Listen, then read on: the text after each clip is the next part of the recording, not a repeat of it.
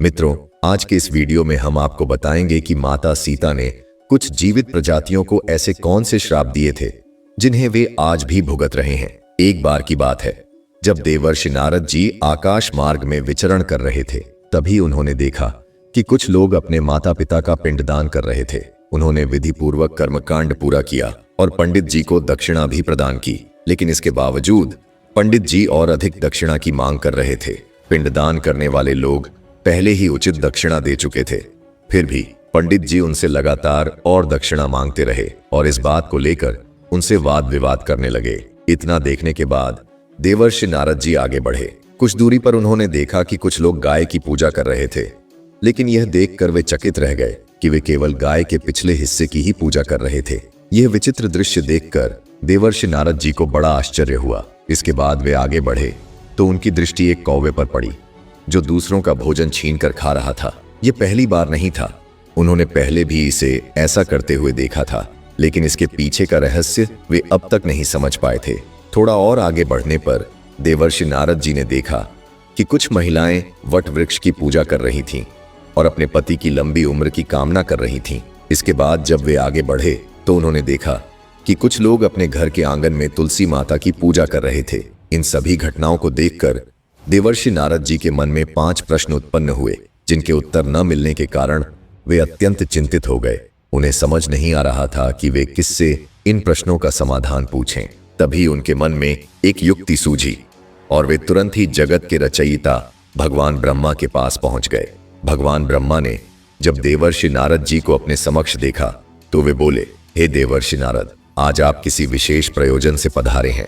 आप अत्यंत चिंतित प्रतीत हो रहे हैं। कृपया अपनी चिंता का कारण स्पष्ट करें, मैं अवश्य ही उसका निवारण करूंगा।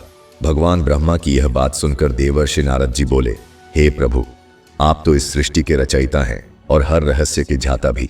मैं वास्तव में अपनी जिज्ञासाओं का समाधान जानने के लिए आपके पास आया हूँ। कृपया मेरी इस चिंता को दूर करें और मुझे इन प्रश्नों के उत्तर प्रदान करें। देवर्षि नारद जी की बात सुनने के बाद भगवान ब्रह्मा जी बोले, हे विष्णु भक्त नारद, आपने संकोच होकर अपने प्रश्न मुझसे पूछें, मैं अवश्य ही आपके हर प्रश्न का उत्तर दूंगा। भगवान ब्रह्मा की यह बात सुनकर देवर्षि नारद जी बोले, हे प्रभु, जब मैं आज पृथ्वी लोक पर विचरण कर रहा था तब मैंने कई विचित्र दृश्य देखे जिन्होंने मेरे मन में अनेक प्रश्न उत्पन्न कर दिए। पहला, मैंने देखा कि कुछ लोग अपने माता पिता का पिंडदान कर रहे थे और उन्होंने पंडित जी को जितनी दक्षिणा देनी चाहिए थी उतनी पहले ही दे दी थी, फिर भी वह पंडित और अधिक दक्षिणा के लिए उनसे लड़ रहा था। दूसरा, मैंने देखा कि कुछ लोग गाय की पूजा कर रहे थे, लेकिन वे केवल उसके पिछले भाग की ही पूजा कर रहे थे। तीसरा, जब मैं आगे बढ़ा तो मैंने एक कौवे को दूसरों का भोजन छीनकर खाते हुए देखा। ऐसा करते हुए मैंने इसे पहले भी कई बार देखा है। चौथा, मैंने कुछ हिंदू स्त्रियों को वट वृक्ष की पूजा करते हुए देखा। वे उस वट वृक्ष से अपने पति की लंबी उम्र की कामना कर रही थीं। पांचवा, मैंने देखा कि प्रत्येक हिंदू घर के आंगन में तुलसी का पौधा होता है, लेकिन यह पौधा विशेष रूप से आंगन में ही क्यों लगाया जाता है? इसके पीछे का कारण क्या है? हे प्रभु, ये सभी बातें मेरे मन में गहरी जिज्ञासा उत्पन्न कर रही हैं। कृपया मेरी शंका का समाधान करें और मुझे इन रहस्यों का उत्तर प्रदान करें। देवर्षि नारद जी की बात सुनकर भगवान ब्रह्मा मुस्कुराए और बोले, हे देवर्षि नारद, आपके इन प्रश्नों के उत्तर से कलयुग के समस्त मनुष्यों को एक महत्वपूर्ण ज्ञान प्राप्त होगा। ये घटनाएं कोई संयोग नहीं, बल्कि माता सीता के श्राप का प्रभाव है। माता सीता ने इन सभी को 5 श्राप दिए थे, जिनका प्रभाव आज भी देखा जा सकता है, लेकिन साथ ही उन्होंने एक वरदान भी दिया था जो इस श्राप के बीच एक महत्वपूर्ण संदेश छुपाए हुए है। भगवान ब्रह्मा ने देवर्षि नारद जी से कहा, हे देवर्षि नारद, मैं आपको इस रहस्य की गहन जानकारी देता हूँ और बताता हूँ कि माता सीता ने किस किस को श्राप दिया था। यह घटना त्रेता युग की है, जब भगवान राम, माता सीता और उनके अनुज लक्ष्मण एक महत्वपूर्ण कार्य हेतु विहार कर रहे थे। हे नारद, मैं आपको एक ऐसी घटना सुनाता हूँ जो शायद ही किसी को ज्ञात हो।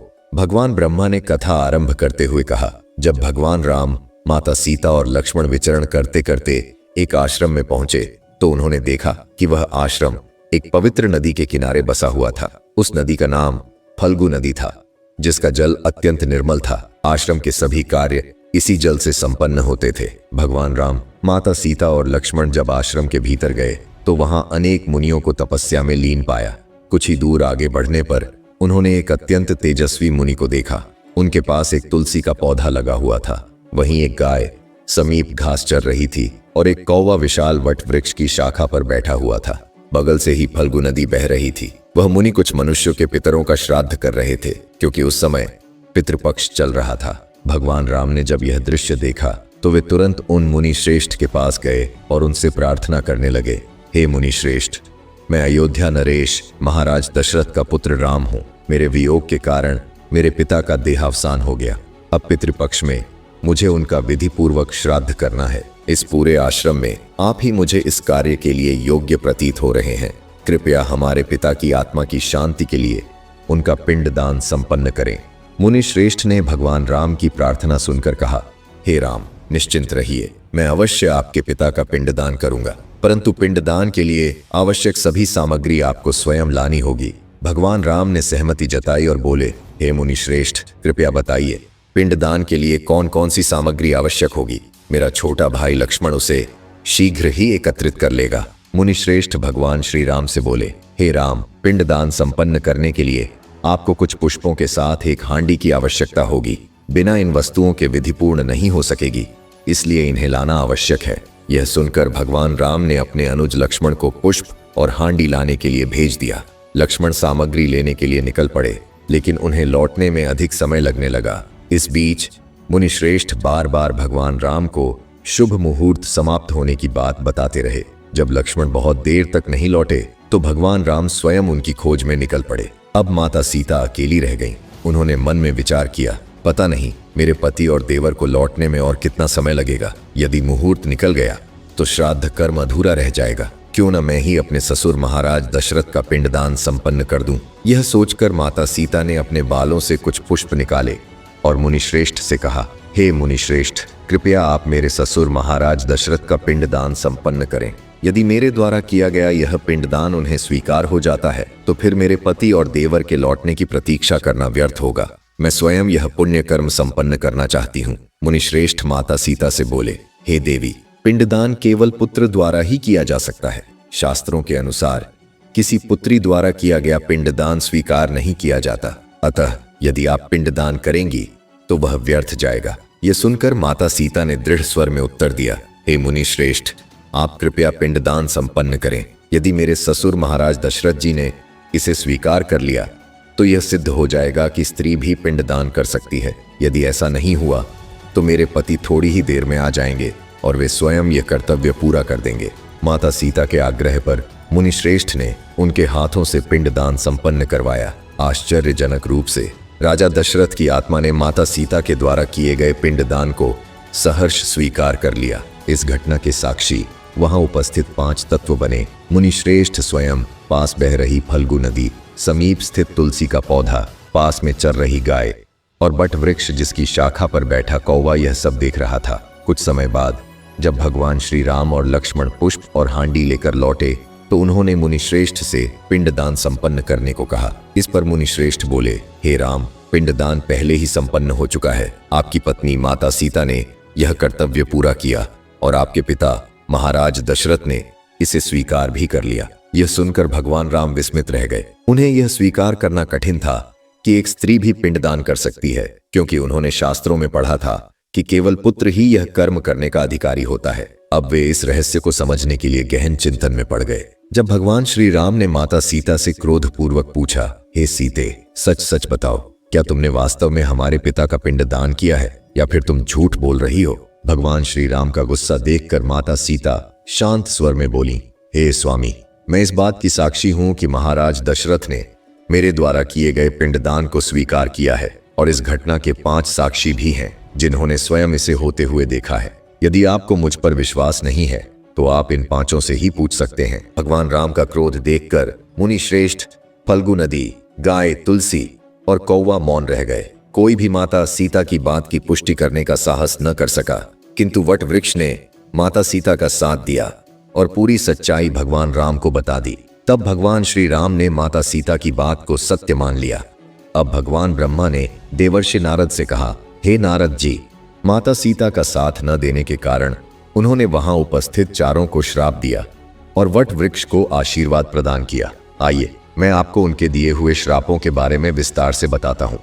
माता सीता ने मुनि श्रेष्ठ से कहा, हे मुनिवर, आपने सत्य जानते हुए भी मेरी लाज नहीं रखी और मेरा अपमान किया, इसलिए मैं आपको श्राप देती हूँ कि धन से आपकी भूख कभी नहीं मिटेगी। जब भी आपको दक्षिणा मिलेगी वह आपको हमेशा कम लगेगी। सारा जीवन धन संपत्ति के पीछे भागते हुए व्यतीत होगा, परंतु धन होने के बावजूद भी आपको कभी सुकून नहीं मिलेगा। माता सीता गाय से बोली, हे गौ माता, तुमने सब कुछ देखा फिर भी मेरी बात को झुठला दिया, इसीलिए मैं तुम्हें श्राप देती हूँ कि कलयुग में मनुष्य तुम्हारी पूजा अवश्य करेगा, परंतु वह केवल तुम्हारे पीछे के अंग की ही पूजा करेगा, पूरे शरीर की नहीं।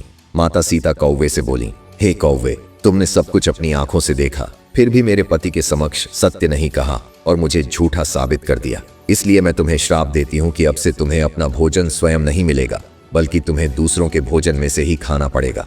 माता सीता ने फल्गु नदी से कहा, हे नदी, तुम तो इस घटना की प्रत्यक्ष साक्षी थी, परंतु फिर भी तुमने मेरे पक्ष में एक भी शब्द नहीं कहा, इसीलिए मैं तुम्हें श्राप देती हूँ कि तुम्हारा केवल नाम ही नदी रहेगा, परंतु तुम सदैव सूखी रहोगी और जल से वंचित हो जाओगी।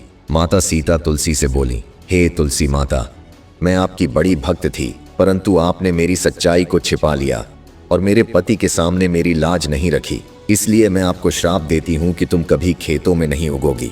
यदि उगोगी भी तो मनुष्य तुम्हें उखाड़कर अपने घर के आंगन में स्थापित करेंगे और वहीं तुम्हारी पूजा करेंगे। माता सीता ने वटवृक्ष को आशीर्वाद देते हुए कहा, हे वटवृक्ष, तुमने सत्य का साथ दिया और मेरी लाज रखी, इसलिए तुम्हारी पूजा सदैव की जाएगी। जो भी सुहागन स्त्री तुम्हारे तने में कलावा बांधकर अपने पति की दीर्घायु की प्रार्थना करेगी, उसके पति की उम्र लंबी होगी और सुहाग सदा अखंड बना रहेगा। इस प्रकार माता सीता ने सत्य का साथ न देने वालों को श्राप दिया और सत्य का साथ देने वाले वटवृक्ष को आशीर्वाद प्रदान किया।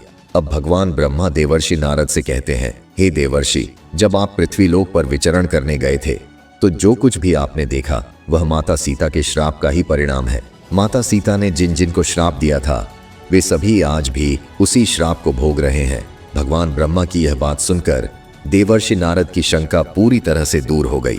उन्होंने श्रद्धापूर्वक कहा, हे प्रभु, आपने मेरी जिज्ञासा को दूर कर मुझे कृतार्थ कर दिया। मैं आपका हृदय से आभार प्रकट करता हूँ। प्रिय मित्रों, यही वे 4 श्राप हैं जो माता सीता ने स्वयं पंडित, गाय, कौवे, फल्गु नदी और माता तुलसी को दिए थे और इन श्रापों का प्रभाव आज भी स्पष्ट रूप से देखा जा सकता है। यदि आपको यह जानकारी रोचक और ज्ञानवर्धक लगी हो तो इसे अधिक से अधिक लोगों तक साझा करें ताकि वे भी इस दिव्य कथा से परिचित हो सकें। अगर आप इस वीडियो को यहाँ तक देख चुके हैं तो कमेंट बॉक्स में जय लिखें, श्री राम अवश्य लिखें और यदि आप हमारे चैनल पर नए हैं तो चैनल को सब्सक्राइब करना न भूलें ताकि आपको ऐसी ही और भी अद्भुत एवं रोचक कथाएं सुनने को मिलती रहें। आप सभी का हृदय से धन्यवाद।